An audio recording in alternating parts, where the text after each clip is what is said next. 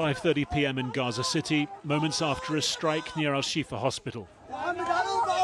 Witnesses say a group of civilians was hit, at least 13 killed, more than 10 injured. Every day the bombing here intensifies, 50 targets struck overnight, the city's internet and phone coverage taken out. In the place of text messages, Israel's instructions earlier falling from the sky. The latest leaflet drop reiterating that Gaza City is now a dangerous combat zone. Its residents must leave on foot if necessary. Displacement is hard. Why don't we want to go? Because displacement is really hard. Death is better. Until today, everyone trying to leave Gaza City had been funneled onto the coast road. The Israeli military trying to accelerate the emptying of the city. Now the invasion is underway, opening an additional route inland for an initial 48 hours. But aid agencies report little, if any, use of that route out of fear of Israeli forces. Most of the displaced clinging to the coast, paying exorbitant prices for transport and accommodation. Some finding nowhere habitable, simply heading back to Gaza City. People are not returning to Gaza City because they believe it's safer. They're returning because there's simply no option for them there is no space in the middle area in Deir al-Bala or in Khan Yunis.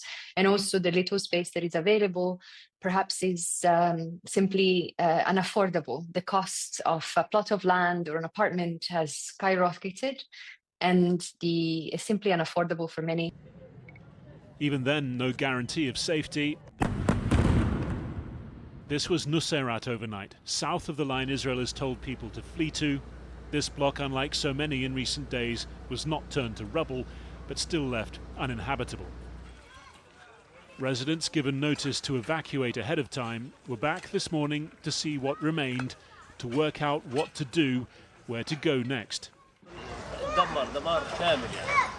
The apartment is utterly destroyed. We're devastated. Our papers, our IDs, and everything attached to our existence. I can't even prove who I am now. They said half of the area is safe. I do not feel safe. I am living on the street.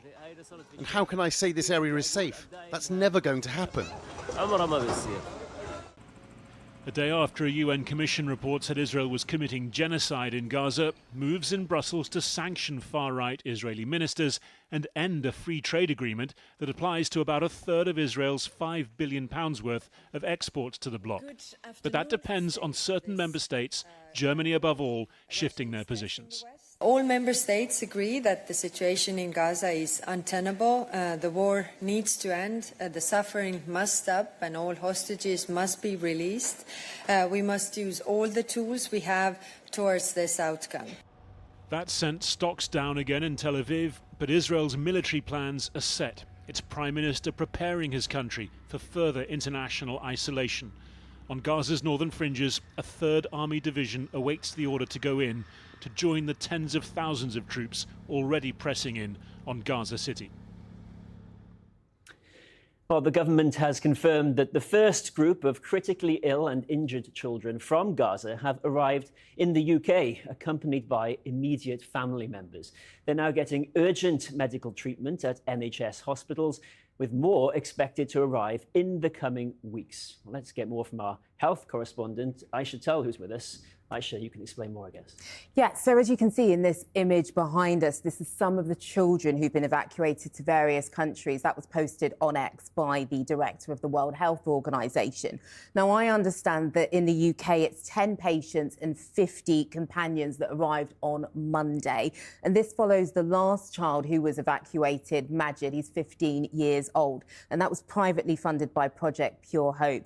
Now, we filmed with him and his family back in July as they arrived. He was injured while trying to get aid. He had really extensive damage to his jaw. In fact, he still wears a mask a lot because he's really self-conscious about his injuries. I've been told that he's going to have his first surgery next week, which is great news. Also great news for these children that have come into the UK. But there's cautious optimism from these organisations that I've spoken to, like Project Pure Hope and Médecins Sans Frontières. These are figures that the MSF gave, and this is before the news we got today. Really important to stress that. There are over 7,000 medical evacuees patients, including 5,000 children who've been evacuated from Gaza.